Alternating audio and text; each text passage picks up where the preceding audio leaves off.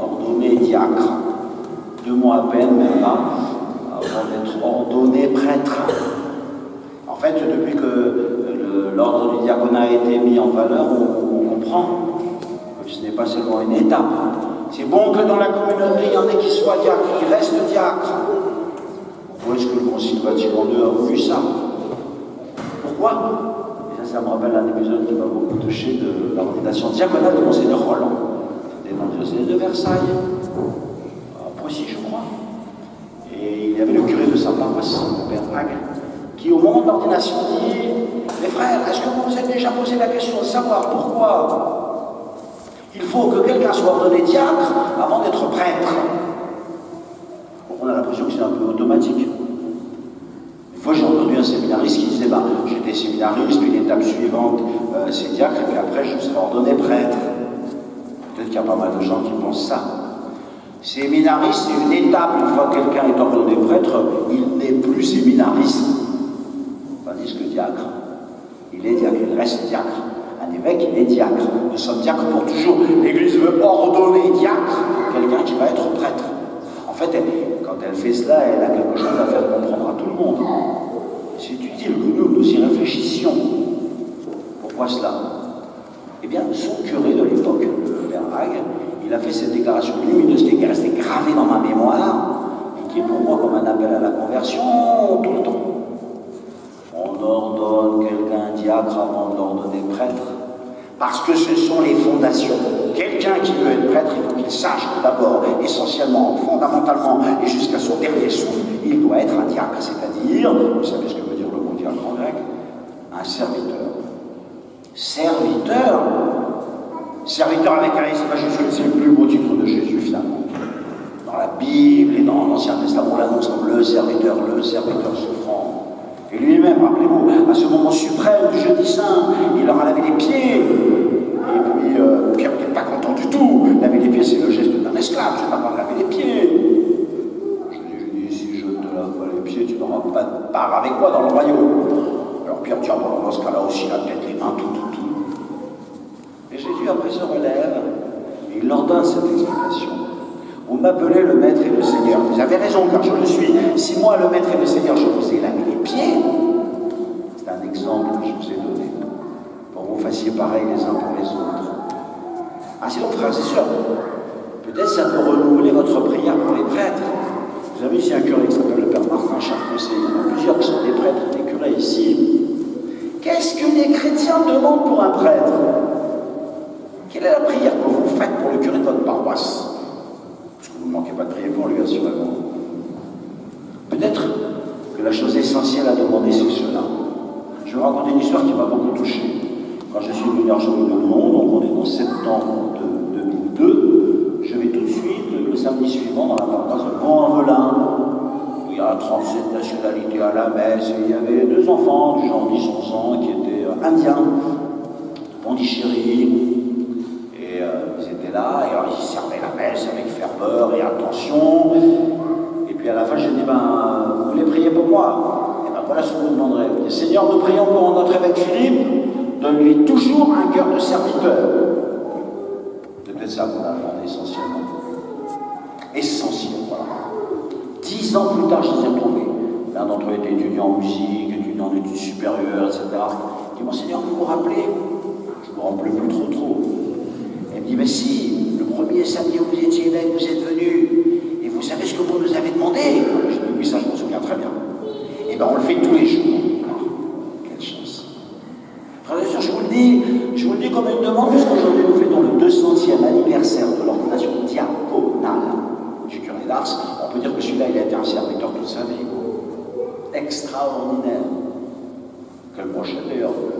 Il a été ordonné diacre en même temps que Saint Marcelin Champagnat, que Jean-Claude Collin, qui est le fondateur des Baristes, dans le procès de canonisation. Et tant que le Père Crozier me disait aussi en même temps que son fondateur, le Père Kerr, dans le procès de canonisation. Avant, s'il en a eu de la chance, ce saint évêque de Grenoble, Monseigneur Simon, qui a célébré son sous-diaconat avec les ordres mineurs à la cathédrale Saint-Jean-Baptiste. Ah oui, Saint-Jean-Baptiste, notre cathédrale qui est en fête aujourd'hui, avec son recteur qui est parmi nous. Et puis après, quand il a été ordonné diacre, toujours par Monseigneur Simon, qui a fait le voyage de Grenoble à Lyon, pour en ordonner 60. Et après, c'est l'inverse. C'est le curé d'Ars qui est parti pour son ordination à pied de Lyon jusqu'à Grenoble, où il a été ordonné toujours par le même évêque, seul. On disait quand même à l'évêque de Grenoble, c'est un petit peu exagéré, une ordination pour un seul bonhomme. Et l'évêque, il dit oui, mais c'est pas n'importe lequel, quoi. Pour un tel prêtre, ça valait vraiment la peine. Quelle chance. Et le voilà. Comme un serviteur, un diacre, c'est un serviteur de quoi? Vous le savez bien. C'est un serviteur de la parole de Dieu, c'est un serviteur de la liturgie, c'est un serviteur de la charité. Ah ben, moi je connais moins la vie du curé d'Ars, que certainement vous dire tout le temps à Ars, mais je finis par l'aimer et la connaître. Encore que, nous on disait, on aimerait bien, si les gens venaient demander à se confesser. Parce qu'en fait, ils en ont probablement autant besoin aujourd'hui qu'à cette époque-là. Un très grand réconfort pour nous, qu'on nous demande ce pourquoi nous avons donné notre vie, certes. Un serviteur de la liturgie, le curé d'Ars. Ah oui, vraiment. Alors lui, il vivait dans une pauvreté, dans une misère, mais rien. Il était trop beau pour Dieu, pour la liturgie, pour les vêtements de la liturgie, pour son autel, pour son église, pour les calices, pour les masses sacrées. Parce que le Christ étant le roi et le maître de l'univers, alors il fallait que la liturgie soit splendide. Et il faisait du mieux qu'il pouvait pour être aussi un serviteur de la gloire de Dieu. Peut-être aussi un serviteur de la parole de Dieu. En fait, moi, quand on m'a raconté les sermons du curé d'Ars quand j'étais petit, peut-être à vous aussi, on m'a résumé son incroyable amour de l'Eucharistie, où paraît-il, il n'était pas très doué dans la prédication. Après tout, je n'en sais rien.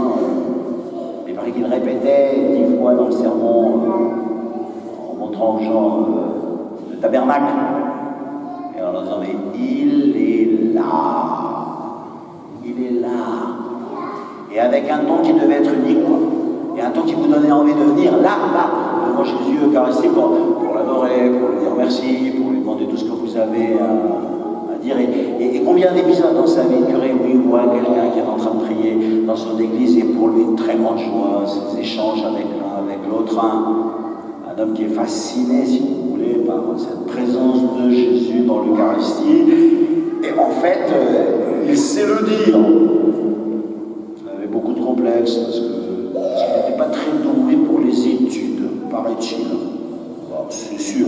Un de ses collègues écrit, Vianney a été un bien pauvre étudiant et certainement le dernier des élèves de notre séminaire Saint-Irénée. Mais il méritera peut-être un jour, bien plus que tous les autres, d'être appelé prophète du Très-Haut. Parce que dans ses yeux brille l'Esprit divin. Extraordinaire. Et alors là, c'est une troisième dimension du serviteur, qui est un serviteur de la charité des pauvres, qui est un serviteur de la liturgie et de la gloire de Dieu, et qui est un serviteur de la parole de Dieu. Qu'est-ce que c'est un serviteur de la parole de Dieu? C'est pas tellement quelqu'un qui vous commente très bien l'évangile, qui vous dit des idées nouvelles ou intéressantes. C'est en fait quelqu'un qui a une parole, c'est-à-dire que le curé d'Ars, quand on le voit, il nous parle, toute sa vie nous parle. Et du coup, on a envie d'aller adorer le Saint-Sacrement, on a envie d'aller se confesser. On dit, ah bah oui, il a raison. C'est pas tellement ses mots qui nous parlent, c'est sa chair et son sang, c'est sa personne, c'est lui quand il est devant nous qui véritablement nous parle.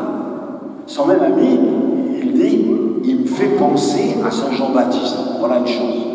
C'est pour ça qu'il a eu raison, le Père Charles Cosset, de choisir la liturgie de l'entrée dans la vigile de Saint Jean-Baptiste. C'est ce chant que nous avons la chance de chanter chaque matin. Béni soit le Seigneur, le Dieu d'Israël, qui visite et rachète son peuple. D'un coup, il se tourne vers son petit bonhomme. Moi, tous les matins, quand je dis cette phrase, je prie pour les séminaristes.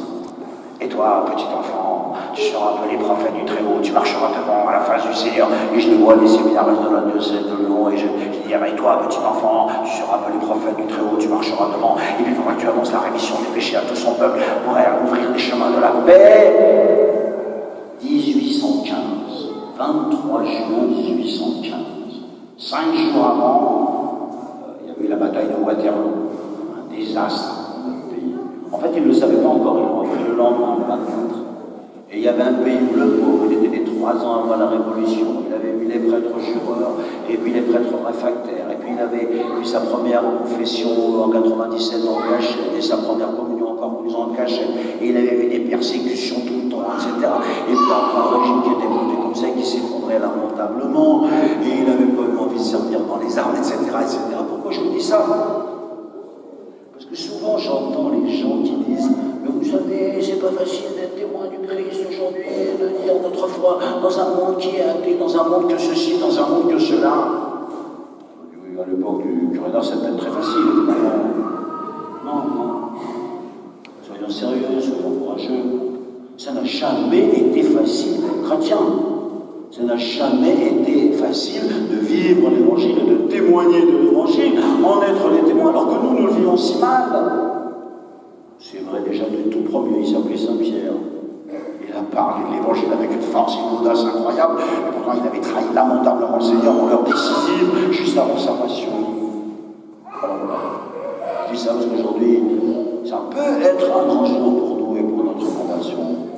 Et en tout cas, au curé d'Ars, nous pouvons lui demander cette grâce d'être des témoins de Jésus, d'être la parole de Dieu qui poursuit sa course ici en 2015 et dans les années qui suivront. En fait, frères et sœurs, puisque c'est le 200e anniversaire de son ordination diaconale, j'ai un seul vœu pour nous tous ici, c'est que nous ayons tous des cœurs